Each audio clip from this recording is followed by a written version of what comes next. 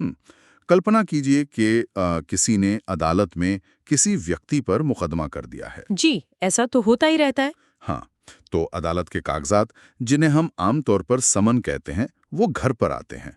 लेकिन जिस पर मुकदमा हुआ है वो व्यक्ति उस कागज को देखता है और उसे दराज में फेंक देता है। और सोचता है कि चलो काम खत्म। बिल्कुल, वो सोचता है कि अगर मैं अदालत जाऊंगा ही नहीं तो जज साहब मेरे बिना फैसला कैसे सुनाएंगे, कोई मेरा कुछ नहीं बिगाड़ सकता, और वो आराम से घर पर बैठ जाता है। ये बहुत ही आम गलतफहमी है। तो क्या अदालत सच में उसके बिना फैसला सुना देगी? इसका बहुत सीधा और कड़वा जवाब है हाँ, बिल्कुल सुना देगी। तो आज हम इसी विषय पर गहराई से चर्चा करने वाले हैं कि ये पूरी प्रक्रिया कैसे काम करती है। आज के इस विस्तृत अध्ययन में हम सिविल प्रक्रिया संहिता, जिसे सीपीसी कहा जाता है, उसके एक बेहद दिलचस्प हिस्से को समझेंगे। यानी एक तरफा डिक्री, या जिसे कानूनी भाषा में एक्स पार्टे डिक्री कहते हैं। जी बिल्कुल, हम इस कानूनी भूल भुलैया को सुलझाने वाले हैं। हमारी आज की चर्चा का मुख्य आधार कानूनी प्रक्रियाओं का विश्लेषण और सुप्रीम कोर्ट का 2024 का एक बेहद महत्वपूर्ण फैसला है, सुबोध कुमार बनाम शमी अहमद मामला। ये बहुत ही अहम फैसला है ना? तो आज का हमारा मिशन ये समझना है कि जब अदालतें एक तरफा फैसला सुनाती हैं तो असल में होता क्या है। क्या इस फैसले को वापस पलटा जा सकता है? और क्यों? अरे मुझे तो तारीख याद ही नहीं थी। जैसे पुराने बहाने अब अदालतों में बिल्कुल काम नहीं आते। सही कहा। मैं कहूंगा कि ये विषय सिर्फ वकीलों के लिए नहीं है। मैं तो बताऊंगी कि अक्सर लोग सोचते हैं कि अदालत की बातें आम इंसान के क्या काम की, लेकिन ऐसा बिल्कुल नहीं है।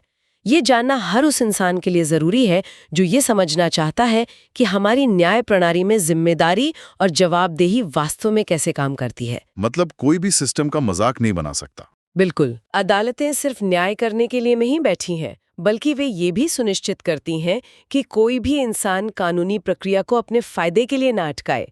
जब हम आज इस विषय की परतों को खोलेंगे तो साफ हो जाएगा कि न्याय व्यवस्था कैसे उन लोगों के साथ सख्ती से पेश आती है जो इसे हल्के में लेते हैं। चलिए इसे थोड़ा विस्तार से समझते हैं। मान लीजिए कि एक बहुत ही महत्वपूर्ण क्रिकेट का मैच होने वाला है। ठीक है। एक टीम पूरी तैयारी के साथ अपनी किट पहनकर मैदान में पहुंच जाती है। अंपायर भी आ जाते हैं। लेकिन दूसरी टीम आती ही नहीं। वो लोग अपने घर पर आराम से बैठकर चाय पी रहे हैं। तो मैच कैसे होगा? वही तो। अब अंपायर क्या करेगा? वो कुछ देर इंतजार करेगा और फिर जो टीम मैदान में खड़ी है उसे वॉक ओवर दे देगा, यानी बिना खेले ही वो टीम जीत जाएगी। जी बिल्कुल। तो कुछ कुछ ऐसा ही अदालतों में भी होता है ना, जिसे हम एक तरफा डिक्री कहते हैं। जी। लेकिन कानूनी दुनिया में ये वॉकओवर मिलता कैसे है और क्या ये पूरी तरह से वैध माना जाता है? ये वॉकओवर वाला उदाहरण अदालत की स्थिति को बहुत अच्छी तरह से स्पष्ट करता है। जब भी कोई दीवानी या सिविल मुकदमा दायर होता है, चाहे वो जमीन का विवाद हो या पैसों का लेन देन, तो बचाव करने वाले पक्ष यानी प्रतिवादी को अदालत की तरफ से एक आधिकारिक सूचना भेजी जाती है। इसी सूचना को समन कहते हैं। जी, ये समन एक बुलावा होता है कि आके अपना पक्ष रखें। अब अगर प्रतिवादी को समन मिल गया है, उस पर उसके हस्ताक्षर भी हैं, लेकिन वो सुनवाई के दिन अदालत में नहीं आता है, तो सीपीसी के आदेश 9 नियम 6 के तहत अदालत वादी के पक्ष में एक तरफा डिक्री पारित कर सकती है। वादी यानी जिसने मुकदमा किया है। बिल्कुल। और ऐसा भी होता है कि प्रतिवादी शुरुआत में 1-2 बार तो अदालत आया, लेकिन फिर अचानक उसने बिना कुछ बताए आना बंद कर दिया। इन दोनों ही स्थितियों में अदालत कार्यवाही को रोककर नहीं रखती। यहाँ पर एक बात जो बहुत ही हैरान करने वाली है वो ये कि ये एक तरफा डिक्री कोई कच्चा या आधा अधूरा फैसला नहीं होता। बिल्कुल नहीं। कई लोगों को लगता है कि चूंकि दूसरी पार्टी थी ही नहीं तो ये फैसला बस नाम के लिए है। ये एक बहुत बड़ी गलतफहमी है। इसमें कोई अवैधता नहीं होती। कानून की नज़र में ये डिक्री उतनी ही ताकतवर और पक्की है जितनी तब होती जब दोनों पक्षों के वकील महीनों तक बहस करते। मतलब अदालत मान लेती है कि उसने अपना मौका गंवा दिया। हाँ, अदालत ये मानकर चलती है कि प्रतिवादी को अपना बचाव करने का पूरा अवसर दिया गया था, ये उसका मौलिक अधिकार था, लेकिन उसने खुद ही अपना बचाव न करने का विकल्प चुना। अदालत किसी का कॉलर पकड़कर तो कटघरे में ला नहीं सकती। लेकिन रुकिए, इसका मतलब ये तो नहीं कि मैदान में कोई नहीं है तो जो टीम खड़ी है उसे ऐसे ही ट्रॉफी दे दी जाए? आपका मतलब है कि बिना सबूत के? हाँ, मेरा मतलब है वादी ने जो भी कहानी अदालत को बताई, क्या जज साहब आंख बंद करके उस पर मोहर लगा देते हैं? मान लीजिए किसी ने मुकदमा कर दिया कि सामने वाले पर उसका 50 लाख रुपए उधार है, सामने वाला नहीं आया तो क्या अदालत तुरंत 50 लाख दिलाने का आदेश दे देगी? नहीं, ऐसा बिल्कुल नहीं है। और यहीं पर हमारी न्याय प्रणाली की बारीकी दिखाई देती है। सिर्फ प्रतिवादी के ना आने का मतलब ये नहीं है कि अदालत वादी की हर बात को सच मान लेगी। तो वादी को भी मेहनत करनी पड़ती है। पूरी मेहनत करनी पड़ती है। वादी को तब भी तकनीकी रूप से अपने दस्तावेज, गवाह और सबूत पेश करके अपना केस साबित करना ही होता है। अगर कोई कह रहा है कि 50 लाख का उधार है, तो उसे बैंक के स्टेटमेंट या कोई एग्रीमेंट अदालत को दिखाना होगा। यानी हवा में तीर मारने से काम नहीं चलेगा। बिल्कुल नहीं। अदालत ये देखती है कि वादी का दावा कानूनी रूप से अपने पैरों पर टिकता भी है या नहीं। अगर वादी का केस खुद ही बहुत कमजोर है और कोई सबूत नहीं है, तो प्रतिवादी के ना होने पर भी केस खारिज हो सकता है। यानी अदालत सिर्फ इसलिए किसी को विजेता घोषित नहीं कर देगी क्योंकि सामने वाला मैदान में नहीं है। जीतने वाले को साबित करना होगा कि वो जीत के लायक है। सही कहा। ये बात तो समझ में आ गई। अब सवाल ये उठता है कि क्या ये एक तरफा फैसला पत्थर की लकीर बन जाता है? मान लीजिए किसी इंसान के खिलाफ सच में एक तरफा डिक्री आ गई, तो क्या अब उसके लिए सारे रास्ते हमेशा के लिए बंद हो गए? ये बहुत ही वाजिब सवाल है। या फिर सिस्टम में कोई अंडू बटन भी है जिससे इस गलती को सुधारा जा सके? यहाँ जो सबसे आकर्षक बात है वो ये है कि कानून कभी भी अंधाधुंध काम नहीं करता और वो किसी के साथ अन्याय नहीं करना चाहता। इसलिए सीपीसी में एक अंडू बटन दिया गया है और वो है आदेश 9 नियम 13। आदेश 9 नियम 13। जी। अदालतें इस नियम के तहत एक तरफा डिक्री को निरस्त कर सकती हैं, यानी उसे पूरी तरह से सेट असाइड करके केस को वापस उसी स्थिति में ला सकती हैं जहां से वो शुरू हुआ था। ये तो बहुत अच्छी बात है। लेकिन, और ये एक बहुत बड़ा लेकिन है, ये कोई सहानुभूति या दया का प्रावधान नहीं है। ऐसा नहीं है कि कोई इंसान अदालत में जाकर जज साहब के सामने रोने लगे कि मुझसे गलती हो गई, मुझे एक और मौका दे दीजिए, और अदालत पिघल जाए। और यहीं पर सुप्रीम कोर्ट का दौखा जॉर्जिस का सुबोध कुमार मामला एक बहुत ही स्पष्ट और सख्त लकीर खींचता है। बिल्कुल खींचता है। इस फैसले से ये साफ हो जाता है कि इस डिक्री को पलटने के लिए प्रतिवादी को एक पर्याप्त कारण, जिसे सफिशिएंट कॉज कहते हैं, वो साबित करना होता है। जी, सफिशिएंट कॉज। अब ये एक बहुत ही भारी भरकम शब्द है। ये आखिर है क्या? अदालत के कमरे में क्या चलता है और क्या नहीं चलता? पर्याप्त कारण का सीधा सा मतलब है कि प्रतिवादी को अदालत को ये विश्वास दिलाना होगा, और वो भी सबूतों के साथ, कि उसका अदालत में न आना जानबूझकर नहीं था। उसे साबित करना होगा कि कुछ ऐसी परिस्थितियां बन गई थीं जिन पर उसका कोई जोर नहीं था। तो किस तरह के कारण चलेंगे? अगर हम बात करें कि अदालत में क्या चलेगा, तो कोई ऐसी गंभीर बीमारी जिसके कारण सच में बिस्तर से उठना नामुमकिन हो और अस्पताल में भर्ती होना पड़ा हो। या मान लीजिए समन किसी बिल्कुल गलत पते पर भेज दिया गया हो। हाँ, वो भी चलेगा, क्योंकि व्यक्ति को सच में पता ही नहीं चला। या फिर अदालत आते समय रास्ते में कोई बड़ी दुर्घटना हो गई हो। ये कुछ ऐसे कारण हैं जिन्हें अदालतें मानवीय दृष्टिकोण से समझती हैं और स्वीकार करती हैं। लेकिन वो रोजमर्रा के बहाने जो लोग अक्सर बनाते हैं, जैसे अरे मुझे तो अगली तारीख पता ही नहीं थी, या मेरे वकील साहब ने मुझे फोन करके नहीं बताया कि आज आना है, या फिर मैं अपने व्यापार के काम में बहुत व्यस्त था। हाँ, ये सब बहाने। सुबोध कुमार मामले में सुप्रीम कोर्ट ने इस कैजुअल अप्रोच या लापरवाह रवैये पर बहुत ही सख्त रुख अपनाया है, खासकर आज के डिजिटल युग में। डिजिटल युग ने तो काफी चीजें बदल दी हैं। बिल्कुल। आज ई-कोर्ट्स ऐप है, अदालतों की वेबसाइट्स हैं, जहां केस का पूरा स्टेटस और अगली तारीख कोई भी इंसान दुनिया के किसी भी कोने से सिर्फ एक क्लिक में देख सकता है। ऐसे में ये कहना कि वकील ने नहीं बताया, एक बेहद कमजोर और घिसा-पिटा बहाना माना जाता है। यानी जिम्मेदारी खुद लेनी होगी। जी, अदालत ये मानती है कि जिस व्यक्ति पर मुकदमा चल रहा है, उसकी खुद की भी जिम्मेदारी है कि वो अपने केस की पैरवी करे। सिर्फ वकील के भरोसे बैठकर लापरवाही करने को पर्याप्त कारण बिल्कुल नहीं माना जा सकता। लेकिन यहाँ मैं थोड़ी असहमति जताना चाहूंगा। बताइए क्या? हम डिजिटल युग की बात कर रहे हैं, ई कोर्ट्स ऐप की बात कर रहे हैं, लेकिन भारत में डिजिटल साक्षरता अभी भी हर जगह एक जैसी नहीं है। क्या दूर दराज के किसी गांव में रहने वाले किसान या मजदूर से ये उम्मीद करना सही है कि वो रोज स्मार्टफोन पर ई कोर्ट्स ऐप चेक करेगा? ये एक बहुत ही जरूरी पहलू है। क्या अदालतों का ये नजरिया जमीनी हकीकत से थोड़ा दूर नहीं लगता? ये एक बहुत ही जायज और जमीनी सवाल है। अदालतें भी इस बात को समझती हैं, न्यायपालिका अंधी नहीं है। जब कोई अनपढ़ व्यक्ति या ऐसा इंसान जिसके पास संसाधनों की कमी है, ये दलील देता है, तो अदालत मामले की समग्रता यानी टोटलिटी को देखती है। अच्छा, तो पृष्ठभूमि भी देखी जाती है। बिल्कुल।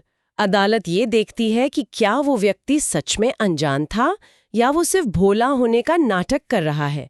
लेकिन अगर कोई पढ़ा लिखा इंसान जो शहरों में व्यापार कर रहा है, जिसके पास स्मार्टफोन है, वो ये बहाना बनाए कि मुझे ऑनलाइन चेक करना नहीं आता, तो अदालत इसे तुरंत खारिज कर देगी। समझ गया। यानी आप अदालत को बेवकूफ़ नहीं बना सकते। और दूसरी बात, सिर्फ मुंह से बोल देना ही काफ़ी नहीं है ना? अगर कोई कहता है कि वो बीमार था तो उसे साबित भी करना पड़ेगा। ठोस और दस्तावेजी सबूत की सख्त जरूरत होती है। आप किसी भी लोकल डॉक्टर से पर्चा बनवाकर अदालत को नहीं फुसला सकते। मेडिकल रिकॉर्ड्स, अस्पताल में भर्ती होने और छुट्टी मिलने के कागजात चाहिए होते हैं। और अगर वकील से सच में कोई गलती हुई हो तो? अगर वकील ने अपनी डायरी में गलत तारीख लिख ली थी, तो उस डायरी की फोटोकॉपी अदालत में पेश करनी पड़ती है। और अगर कोई दस्तावेज नहीं है, तो कम से कम एक हलफनामा या एफिडेविट देना अनिवार्य है। हल्फनामे का मतलब है कि व्यक्ति कानूनी रूप से शपथ लेकर कह रहा है कि वो सच बोल रहा है। जी, और अगर जांच में वो हलफनामा झूठा निकला तो उस पर अलग से आपराधिक मुकदमा चल सकता है और जेल भी हो सकती है। तो अगर किसी के पास सच में एक पर्याप्त कारण है और उसके पास उसे साबित करने के लिए दस्तावेज भी हैं, तो उसे आगे क्या करना चाहिए? इसके लिए एक स्पष्ट प्रक्रिया है। इस चर्चा के आधार पर हमने एक तरफा डिक्री को निरस्त करने की पूरी प्रक्रिया का एक 6 चरणीय ब्लूप्रिंट तैयार किया है, ताकि इस जटिल कानूनी प्रक्रिया को समझना बिल्कुल आसान हो जाए। ये ब्लूप्रिंट बहुत मददगार होगा। तो पहला कदम है, कहाँ जाएं? कई बार लोग घबराकर सीधे हाई कोर्ट या किसी ऊपरी अदालत की तरफ भागते हैं। जी हाँ, और ये उनकी सबसे बड़ी गलती होती है। नियम बहुत स्पष्ट रूप से कहता है कि आवेदन उसी न्यायालय में और हो सके तो उसी जज के पास देना होता है जिसने वो एक तरफा डिक्री पारित की है। ऊपरी अदालत इसमें कुछ नहीं करेगी? ऊपरी अदालत तब तक कुछ नहीं करेगी जब तक निचली अदालत उस अर्जी को खारिज न कर दे। इसके बाद आता है दूसरा कदम, समय सीमा। कानून के मुताबिक डिक्री को रद्द करवाने के लिए केवल 30 दिन का समय मिलता है। बिल्कुल, ये 30 दिन की उल्टी गिनती या तो डिक्री पारित होने की तारीख से शुरू होती है, या अगर समन सच में मिला ही नहीं था तो जिस दिन उस व्यक्ति को उस डिक्री के बारे में कहीं से भी जानकारी मिली, उस दिन से शुरू होती है। रुकिए, सिर्फ 30 दिन? ये तो बहुत ही कम समय है। सुनने में कम लगता है। क्या होगा अगर कोई इंसान किसी भयानक एक्सीडेंट का शिकार हो गया हो और वो अस्पताल के आईसीयू में ही 40 दिन तक भर्ती रहा हो? तब तो उसके 30 दिन वही खत्म हो गए। क्या उसके लिए सारे दरवाजे बंद? नहीं, कानून इतना क्रूर नहीं है। और यहीं पर आता है हमारा तीसरा कदम, देरी की माफी या कॉन्डोनेशन ऑफ डिले। तो माफी मिल सकती है? हाँ, अगर 30 दिन बीत गए हैं तो कानून में एक विशेष प्रावधान है जिसके तहत अदालत से इस देरी के लिए माफी मांगी जा सकती है। इसमें अदालत को विस्तार से बताना पड़ता है कि वे कौन से कारण थे जिनकी वजह से 30 दिन के भीतर आवेदन नहीं किया जा सका। जैसे आईसीयू वाला कारण? बिल्कुल, अगर कारण सच में गंभीर और वास्तविक है तो अदालत इस देरी को माफ कर सकती है। हाल ही में सुप्रीम कोर्ट ने ये भी स्पष्ट किया है कि इसके लिए हमेशा अलग से कोई लंबी चौड़ी अर्जी लगाने की जरूरत नहीं है। अगर मुख्य आवेदन में ही देरी का कारण साफ साफ समझा दिया गया है तो अदालत उसे स्वीकार कर सकती है। बहुत खूब। अब आते हैं चौथे कदम पर, दस्तावेज और उचित प्रतिरक्षा। ये बहुत जरूरी कदम है। सिर्फ एक अर्जी लिख कर देने से काम नहीं चलेगा। उस डिग्री की प्रमाणित प्रति लगानी होगी, हलफनामा देना होगा और सबसे दिलचस्प बात ये भी साबित करना होगा कि आपके पास अपने बचाव में कुछ ठोस है, जिसे रीजनेबल डिफेंस कहते हैं। इसका मतलब है कि केस में दम होना चाहिए। इसे अगर मैं एक उदाहरण से समझाऊं तो ये ऐसा है कि कोई छात्र परीक्षा वाले दिन ट्रैफिक में फंस गया और परीक्षा नहीं दे पाया। वो प्रिंसिपल के पास जाकर कहता है कि मुझे दोबारा परीक्षा देने का मौका दें क्योंकि मैं ट्रैफिक में था। ठीक है। बहुत ही शानदार उदाहरण है। अदालत अपना कीमती समय बर्बाद नहीं करना चाहती। अदालत ये देखती है कि अगर वो एक तरफा डिक्री को रद्द करके इस केस को दोबारा खोलती है तो क्या इस व्यक्ति के पास सच में कोई ऐसी कानूनी दलील है जो केस का नतीजा बदल सकती है। ऐसा ना हो कि केस खुल जाए और महीनों तक फिर से सुनवाई चले। बिल्कुल, और अंत में पता चले कि प्रतिवादी के पास कहने को कुछ था ही नहीं। इसके बाद पांचवा कदम है सुनवाई। जब यह आवेदन दिया जाता है तो अदालत उस व्यक्ति को भी नोटिस भेजती है जो केस जीत चुका है। वादी को भी तो सुना जाएगा। हाँ, वादी से पूछा जाता है कि देखिए सामने वाला डिक्री रद्द करवाना चाहता है, वो ये कारण बता रहा है, आपको कुछ कहना है। दोनों पक्षों की बहस होती है, गवाहों के बयान लिए जा सकते हैं और यह जांचा जाता है कि अनुपस्थिति का कारण सच था या कोई मनगढ़ंत कहानी। और फिर आता है छठा और अंतिम कदम, परिणाम। अगर अदालत को लगता है कि कारण पर्याप्त और सच्चा था तो डिक्री रद्द कर दी जाती है। केस वापस उसी स्थिति में पहुंच जाता है जहां से वो एक तरफा हुआ था। जी, लेकिन ये सब मुफ्त में नहीं होता। अदालत अक्सर इस पर भारी जुर्माना या लागत लगाती है। ये इसलिए किया जाता है ताकि वादी का जो समय, पैसा और ऊर्जा बर्बाद हुई है, उसकी कुछ हद तक भरपाई हो सके। और अगर अर्जी खारिज हो गई तो? अगर अदालत ने कारण को झूठा मानकर अर्जी खारिज कर दी, तब तो फिर दूसरे उपाय ही खोजने पड़ते हैं। यहाँ पर बात सच में बहुत दिलचस्प हो जाती है, क्योंकि कानूनी दुनिया कभी भी एक सीधी रेखा में नहीं चलती। उसमें कई पेच होते हैं। मान लीजिए एक जमीन का विवाद है और 3 भाइयों पर मुकदमा हुआ है। ठीक है। तीनों अदालत नहीं गए और वादी के पक्ष में एक तरफा डिक्री आ गई। अब उनमें से सिर्फ एक भाई अदालत पहुंचता है और साबित कर देता है कि वो सच में कोमा में था। तो क्या डिक्री सिर्फ उस एक भाई के लिए रद्द होगी या तीनों के लिए? ये इस बात पर निर्भर करता है कि फैसले या डिक्री की प्रकृति कैसी है। अगर फैसला ऐसा है जिसे अलग अलग हिस्सों में बांटा नहीं जा सकता, जैसे कोई मकान। हाँ, जैसे किसी पुश्तैनी मकान का कब्जा, जहां आप कागज पर ये नहीं कह सकते कि ड्राइंग रूम की डिक्री रद्द और किचन की डिक्री बरकरार, तो अगर अदालत एक व्यक्ति के आवेदन पर डिक्री रद्द करती है तो वो डिक्री सभी प्रतिवादियों के लिए रद्द हो जाएगी, भले ही बाकी 2 भाइयों के पास कोई जायज कारण ना रहा हो। बिल्कुल। लेकिन अगर मामला ऐसा है जहां देनदारी अलग अलग तय की जा सकती है, मान लीजिए कि तीनों ने अलग अलग पैसे उधार लिए थे, तो डिक्री सिर्फ उसी व्यक्ति के लिए रद्द होगी जिसने आवेदन किया है और अपना कारण साबित किया है। और इसी नियम में एक और बहुत बड़ा कानूनी पेच भी है। वो क्या? अगर किसी व्यक्ति ने एक तरफा डिक्री के खिलाफ पहले ही ऊपरी अदालत में अपील कर दी है और वो अपील किसी भी आधार पर निपटाई जा चुकी है, तो क्या वो वापस आके इस नियम 13 के तहत आवेदन कर सकता है? बिल्कुल नहीं।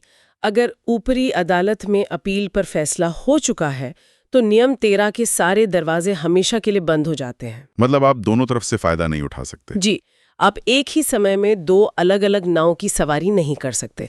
आप ये नहीं कर सकते कि हाई कोर्ट से फैसला आपके खिलाफ आ जाए और फिर आप वापस निचली अदालत में आकर कहें कि अच्छा वो अपील तो हार गए, अब मैं अपनी गैर हाजिरी का बहाना देकर केस फिर से खुलवाता हूँ। ये तो न्यायिक प्रक्रिया का दुरुपयोग होगा। बिल्कुल, ये नियम इसी दुरुपयोग को रोकने के लिए बनाया गया है। इसी बात से हमारा अगला बिंदु जुड़ता है, उपलब्ध दोहरे उपचार या जिन्हें पैरेलल रेमेडीज कहते हैं।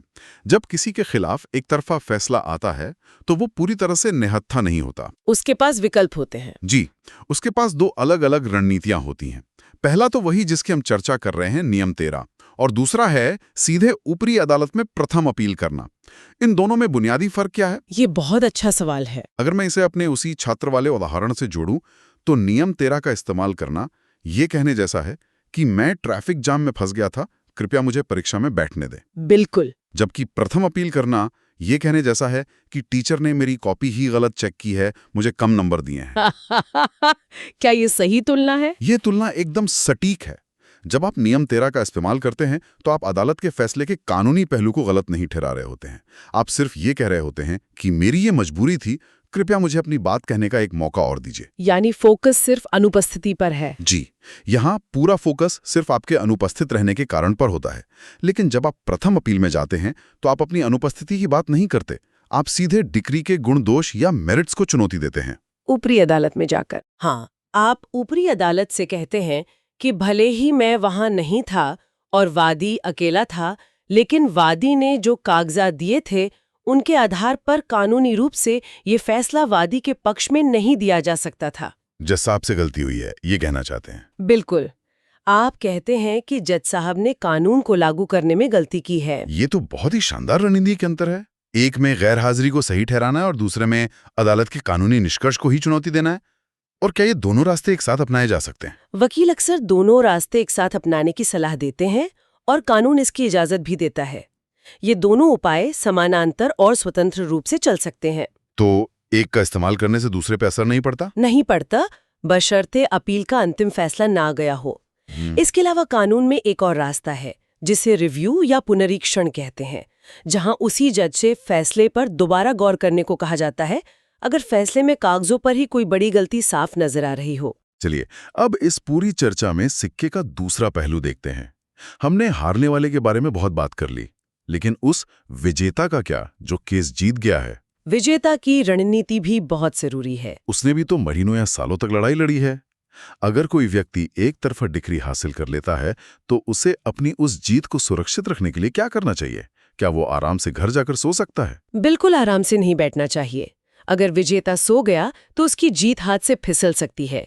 विजेता के लिए 3 सख्त रणनीतियां अपनाना बहुत जरूरी है। पहली रणनीति क्या है? पहली बात, जैसे ही अदालत से डिक्री की कॉपी मिले, तुरंत निष्पादन या एग्जीक्यूशन की प्रक्रिया शुरू कर देनी चाहिए। इसका क्या असर होता है? ये सिर्फ एक कागज नहीं है, बल्कि अदालत से ये मांगना है कि पुलिस या बेलिफ के जरिए उस फैसले को जमीन पर लागू करवाया जाए, चाहे वो मकान खाली करवाना हो या बैंक खाते से पैसे जब्त करवाना हो।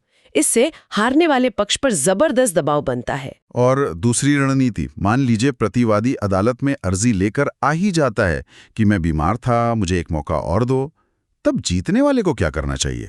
तब वादी को आक्रामक रूप से बचाव करना चाहिए। वादी को अदालत के सामने प्रतिवादी के पुराना ट्रैक रिकॉर्ड का पूरा कच्चा चिट्ठा खोल देना चाहिए। पुराना रिकॉर्ड दिखाना जरूरी है। जी, अगर प्रतिवादी पहले भी कई तारीखों पर बिना बताए गायब रहा है, तो अदालत को दस्तावेजों के साथ दिखाना चाहिए कि इसका रवैया शुरू से ही लापरवाह रहा है। ये साबित करना चाहिए कि प्रतिवादी अदालत के साथ लुका छिपी का खेल खेल रहा है। और तीसरी सबसे महत्वपूर्ण बात, समन की तामील को साबित करना। ये सबसे अहम है। वादी को पुख्ता सबूत पेश करने चाहिए कि समन बिल्कुल सही पते पर सही व्यक्ति को मिला था। पोस्टमैन की रसीदें, कुरियर की ट्रैकिंग रिपोर्ट या अदालत के कर्मचारी की गवाही। बिल्कुल। अगर ये साबित हो गया कि समन सही ढंग से मिला था और फिर भी वो इंसान नहीं आया, तो प्रतिवादी का आधा केस तो वहीं गिर जाता है। एक तरफा डिक्री मिलना आधी जंग जीतने जैसा है, बाकी की आधी जंग उस फैसले को बचाए रखने में लड़ी जाती है। मैं इससे पूरी तरह सहमत हूँ। तो इस सब का निष्कर्ष क्या निकलता है? हमने जो कुछ भी इन कानूनी प्रक्रियाओं और सुप्रीम कोर्ट के मामलों से समझा, उसका सार यही है कि कानून सोते हुए लोगों की मदद नहीं करता। बिल्कुल नहीं करता। अगर किसी व्यक्ति के खिलाफ कोई कानूनी कार्रवाई चल रही हो, तो सतर्कता ही सबसे बड़ा बचाव होती है। अरे देखी जाएगी या चलता है वाला रवैया अदालतों में बहुत भारी आर्थिक और मानसिक नुकसान करवा सकता है। एक तरफा डिक्री को रद्द करवाना कोई अधिकार नहीं है, ये एक रियायत है। और ये रियायत अदालत तभी देती है जब कोई पूरी ईमानदारी से अपनी बेगुनाही और मजबूरी साबित कर पाए। सही कहा। अगर हम इसे एक बड़ी तस्वीर से जोड़ें, तो हम देखते हैं कि न्याय व्यवस्था को हमेशा एक बहुत ही नाजुक संतुलन बनाना पड़ता है।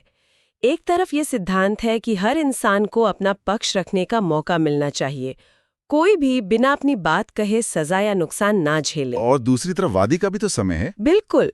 दूसरी तरफ जो इंसान न्याय की उम्मीद में अदालत आया है, उसके समय और पैसे का भी सम्मान होना चाहिए। अगर लोग जानबूझकर मुकदमों को सालों साल लटकाने के लिए तारीखों पर आना बंद कर दे, तो फिर न्याय का कोई मतलब ही नहीं रह जाएगा। ये पूरी प्रक्रिया इसी संतुलन को बनाए रखने का एक बेहतरीन तंत्र है। और ये चर्चा एक बहुत ही महत्वपूर्ण प्रश्न उठाती है, जिसके बारे में हम सबको सोचना चाहिए। वो क्या है? आज अदालतों का मानना है कि स्मार्टफोन और ऑनलाइन ऐप्स के ज़माने में हमें केस के बारे में पता नहीं था एक बहुत कमज़ोर बहाना है। तो ज़रा सोचिए, आज से 10 साल बाद क्या होगा भविष्य में? हाँ, क्या भविष्य में समन घर पर नहीं पहुंचा जैसी कोई कानूनी बहस रह भी जाएगी? अगर कल को हमारी न्याय प्रणाली पूरी तरह से हमारे आधार कार्ड, पैन कार्ड या सीधे हमारे फ़ोन नंबर से जुड़ जाए, जहां ऑटोमेटिक अलर्ट आ जाए। जी, जहां किसी के भी खिलाफ केस दायर होते ही फोन पर ऑटोमेटिक सरकारी अलर्ट आ जाए, तो क्या होगा? क्या तब ये पर्याप्त कारण की पूरी कानूनी परिभाषा ही हमेशा के लिए बदल नहीं जाएगी? जब तकनीक कोई बहाना छोड़ेगी ही नहीं, तो क्या अदालतें किसी भी फैसले को पलटना पूरी तरह से बंद कर देंगी? ये बात सच में दिमाग घुमा देने वाली है। तकनीक जिस तेज गति से कानून के क्षेत्र में प्रवेश कर रही है, वो दिन दूर नहीं जब मुझे तो पता ही नहीं था, ये वाक्य हमेशा के लिए इतिहास की किताबों में दर्ज हो जाएगा। बिल्कुल। ये एक ऐसा सवाल है जो हम सबको सोचने पर मजबूर कर देता है, खासकर तब जब हम न्याय और तकनीक के बदलते हुए भविष्य को देखते हैं। आज की इस खास चर्चा को हम इसी विचार के साथ यहीं विराम देते हैं। उम्मीद है श्रोताओं को आज इस विस्तृत अध्ययन में कुछ नया, गहरा और काम का जानने को मिला होगा।